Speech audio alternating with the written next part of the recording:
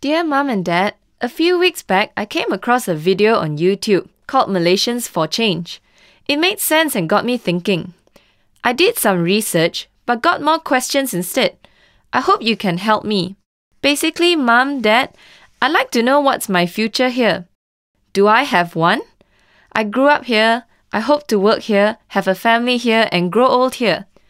I am now in my final year of uni and I hope to get a job next year. But my friends say their parents tell them to go overseas and don't come back. What's going on? You told me in the 70s when you left the uni, you told your parents to stop work and you took care of them. A Toyota Corolla would cost 9 months of your salary, a house would cost 51 months' salary, and a plate of rice only 60 cents, and even get 7 ounces of gold with 1 month's salary. Can you believe that? Today, a Toyota Vios will take 45 months of salary. We pay more than the Americans and the Indonesians. A house costs 28 years of salary. That's a lifetime of working, Pa. A plate of rice costs more than 4 ringgit, and it jumped up 20 cents in my canteen last week. When we asked the canteen operator why, his answer was, minyak naik. Why is that? We export oil, don't we? Do you know how much gold a fresh graduate can get with their salaries today? Less than 0.4 ounces. 18 times less than what you got.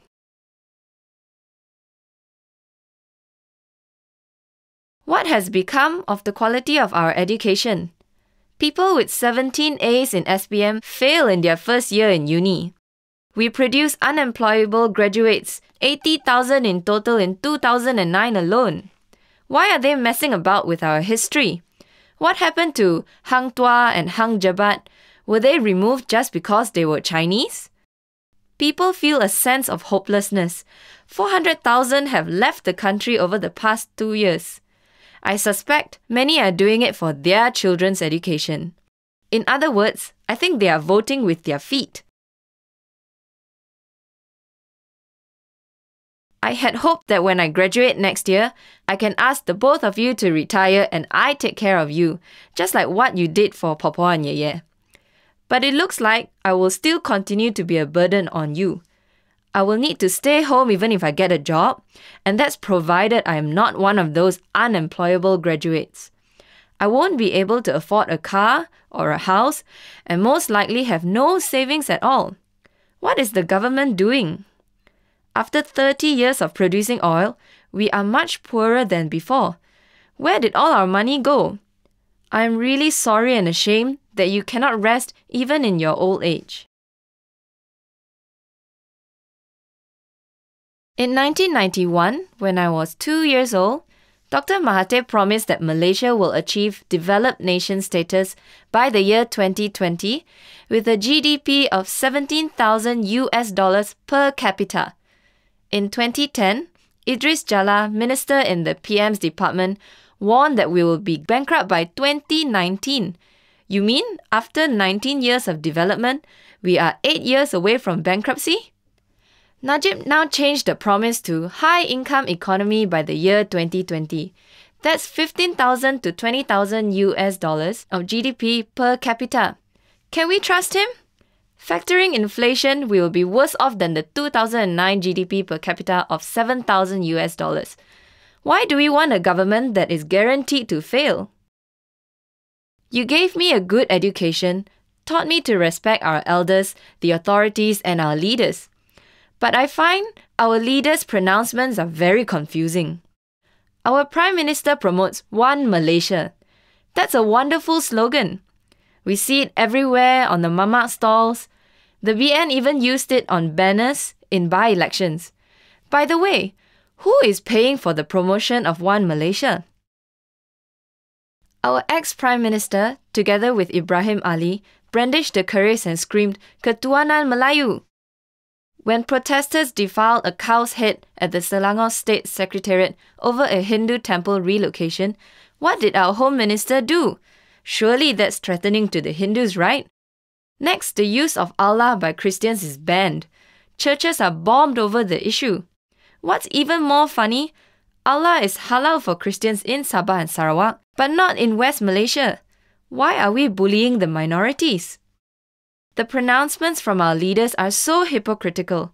Are these the leaders you want us to emulate? Don't we, the younger generation, have a share in the oil revenues? Shouldn't we, like Alberta of Canada, keep at least 30% as a heritage fund for future generations? Instead, the current generation is transferring all the debt to us. There are 1.4 million civil servants. That's 5% of the population, one of the highest in Southeast Asia, and nearly 3 times that of Thailand. Add the 2.6 million rela. That's 4 million, 14% of the population. What's worse, pensions for civil servants are not covered by a trust fund. Instead, it is paid for with current income. That means, for the civil servants today, their pensions will be paid by us tomorrow. Is that fair? I find it strange that there are so many laws to control us. In uni, we cannot take part in politics because of UUCA. I am more than 21 years old. I can vote. Isn't voting a political act? Then we have the Sedition Act, the Printing Press and Publication Act, ISA and OSA. Even Bangladeshis have more freedom than us. A parliamentary seat in Putrajaya has 6,600 voters, while Kappa has 112,000 voters. That's 17 times different. The imbalance is ridiculous. Imagine if you are a company shareholder, Kappa's vote equals to 1 vote, while Putrajaya's vote equals to 17 votes. Is that fair? Today, I don't feel we are in a democracy. Instead, it feels like we are under a colonial occupation power. That's what more than 53 years of the same party rule has done to us. We used to laugh when you told us to come home early. We made fun of Mum because she would sit up to wait for us when we go out late. But after seeing what has happened to Kugan, Nurizan Saleh, Aminul Rashid, Teo Beng Hock, Altan Tuya, all at the hands of the authorities who are supposed to protect us, I can see why you are worried. I am sorry for giving so many sleepless nights, Ma. I promise it won't happen again. Mom and Dad, we can see corruption all around us. Policemen harass us on the streets for kopi money over minor traffic offences. GFI reported that 291 billion US dollars left the country illegally between 2000 and 2008. That's the highest in the world per capita. Where will this end? We see a palace being built for 800 million ringgit. That's double the original contract. A hospital in Shah Alam for 600 million ringgit. An MRT in KL will cost 35 billion ringgit. A mega tower to cost 5 billion ringgit. 6 billion for 6 boats.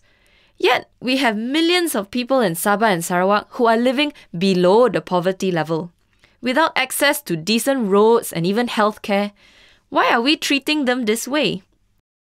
What about billions spent on the unsinkable submarines and jet engines that fly off to Argentina? The 12.5 billion Port Klang Free Trade Zone? The Monsoon Cup? The school labs? Mum and Dad, my friends did a calculation. The scandals have totaled 400 billion ringgit already. The cost of corruption and extra cost to a middle-class family will be 1.1 million ringgit over 50 years.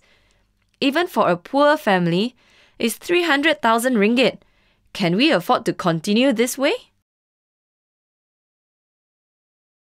I have the sense that racism has become more rampant over the past few years. We have politicians and even civil servants having the cheek to tell us to leave the country if we don't like it here. Some even call us prostitutes, beggars or pendatang. Who are these people to talk such nonsense? We pay their salaries. What is it doing to the national unity? Thomson Reuters Icon on the 13th of January 2011 reported that Malaysia owes 180 billion US dollars in bonds. 44.6 billion US dollars is due in 2011. Can we pay? If we can't, will the lenders demand a higher interest rate? If that happens, cost of living will go up. 180 billion US dollars is 88% of our GDP, 92,000 ringgit per household. That's a low-medium cost house. In December 2010, Ireland needed a bailout at 93% of debt to GDP. For us, that's less than a year away. 25 billion ringgit left the country in 2009. Instead of money coming in, money is going out. Is something wrong? Over the past 12 years, our debt has been growing. Even when oil was at 140 US dollars per barrel, our debts increased. That debt will be passed down to us. Why is the younger generation paying for the government's extravagance? These are the stages of national collapse. We have gone through stages 7, 10, 12, and 16. We can expect stage 23, hyperinflation, to come soon. Most countries collapse by stage 25, like Tunisia and Egypt. I read that 5 euro countries will collapse financially. Greece and Ireland needed a euro bailout. Portugal, Italy, and Spain are next. Many US states are near collapse. Food prices are going up, and hyperinflation is coming. Our poor have to spend 50 to 60% of their income on food. Middle East countries like Tunisia and Egypt have overthrown their leaders over food prices and democracy. The contagion is spreading to Jordan and Syria. Are we next? Mom, Daddy, I want cheaper cars, cheaper houses, lower cost of living, better education, better jobs, safer life, and national unity. I want a government that can give me that. I want to contribute to this country. I want you to be proud of me. But I cannot do it under the present regime. Please help me. Change the government. Change the system. For the sake of our future, please change. I love you. Oh, P.S. I found most of my stuff at Tindak Malaysia.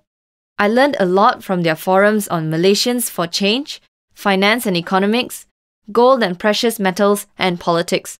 You can email them at vnet5m@gmail.com for more information or watch their videos Malaysians for Change Parts 1 and 2 on YouTube. Bye!